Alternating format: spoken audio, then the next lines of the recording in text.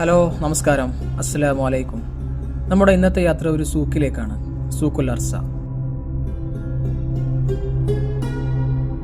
Sharjah പഴയ നഗരത്തിൽ സ്ഥിതി ചെയ്യുന്ന ഈ കച്ചവട സമുച്ചയം പ്രദേശത്തെ ഏറ്റവും പഴക്കമേറിയതും ജനപ്രിയവുമായ സൂക്കുകളിലൊന്നാണ്.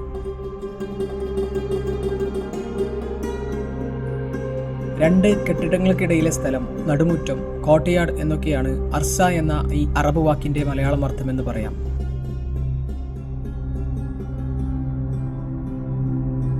അതുപ്രകാരം ഈ കെട്ടിടത്തിന്റെ ഇരുവശങ്ങളിലും സ്ഥിതി ചെയ്യുന്ന രണ്ട് പുരാതന അറബ് തറവാടുകളായ നബൂദ ഹൗസ്, ഇബ്രാഹിം അൽ മിഡ്ഫ ഹൗസ് എന്നിവയിൽ നിന്നാണ് ഇതിനെ അർസ എന്ന് വിശേഷിപ്പിച്ചു വരുന്നത്. ഒരു കാലത്ത് ഷാർജയുടെ ആവശ്യങ്ങൾക്ക് പര്യാപ്തമായിരുന്നു ഇതിനകം. ബതുക്കളും കച്ചവടത്തിനായി വിദൂര നാടുകളിൽ നിന്നും ഷാർജയിലെത്തുന്ന വണിക്കുകളും അവരുടെ ഒട്ടകങ്ങളും ചരക്കുകളുമായി സജീവമായിരുന്ന ഇടം. ഞാൻ അകത്തു കയറി.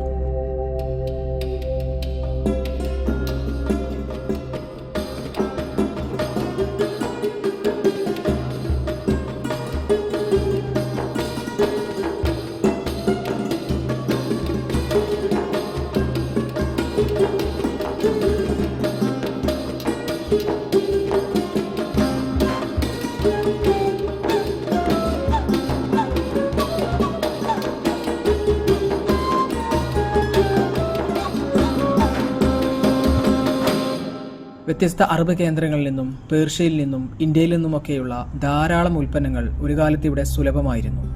വ്യാപാരികൾ തങ്ങളുടെ കപ്പലുകളിലും ബോട്ടുകളിലുമായി ഷാർജ തീരത്തെത്തിക്കുന്ന ചരക്കുകൾ തലച്ചുമടായാണ് ഇവിടെ എത്തിച്ചിരുന്നത്.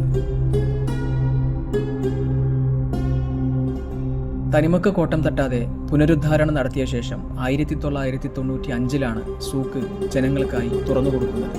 ഇന്ന് ഏകദേശം 83 പരം ചെറുതും വലുതുമായ സ്റ്റോറുകളാണ് ഇവിടെ സന്ദർശകരെ കാത്തിരിക്കുന്നത് എന്ന് പറയാം.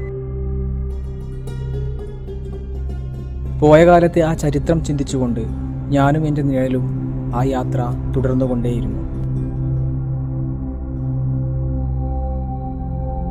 അനേകം തവണ ഞാൻ ഇവിടെ സന്ദർശിച്ചിട്ടുണ്ടെങ്കിലും പിന്നെയും പിന്നെയും എന്നെ ഇവിടേക്ക് ആകർഷിക്കുന്ന ആ കാഴ്ചകളാണ് ഈ കാണുന്നത്.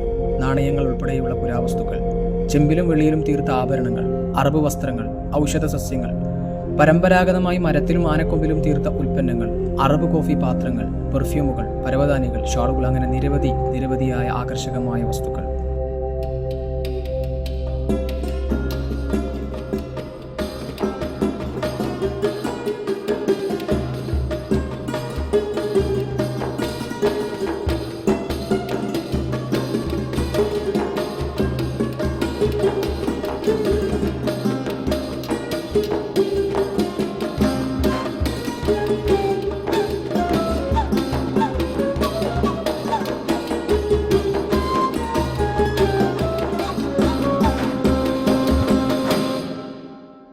മരവും കടലിലെ കോറൽ കല്ലുകളും ഉപയോഗിച്ച് നിർമ്മിച്ച ഈ ചരിത്ര മന്ദിരം സമ്പന്നമായൊരു കാലത്തിൻ്റെ കഥകളാണ് നമ്മോട് വിളിച്ചു പറയുന്നത്.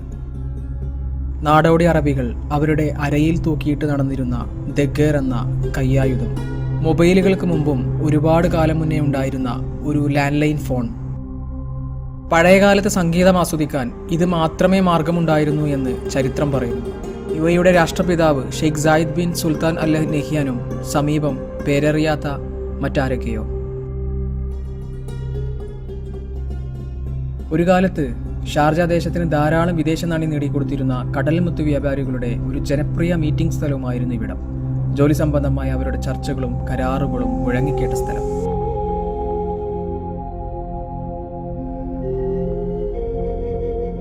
പഴമയുടെ ഗന്ധം പേറി നിൽക്കുന്ന ആ കച്ചവട സ്ഥാപനങ്ങൾ പിന്നിലാക്കി മുന്നോട്ട് നടക്കുമ്പോൾ ഞാൻ നേരത്തെ പറഞ്ഞ ഇബ്രാഹിം അൽ മിഡ്ഫയുടെ തറവാടങ്കണത്തേക്കാണ് എത്തിച്ചേരുക.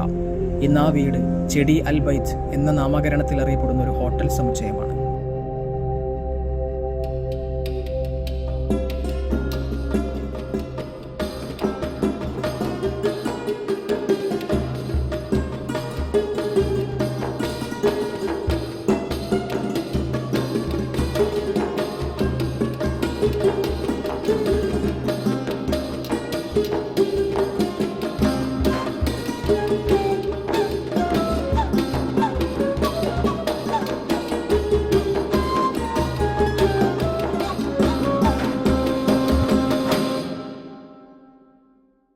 ആ വഴികൾ അവസാനിക്കുന്നത് ഷാർജ തീരത്തെ ജലപ്പരപ്പിന് മുന്നിലാണ്. ചരിത്രമുള്ളിലൊതുക്കി ഈ നഗരം മുന്നോട്ട് തന്നെ.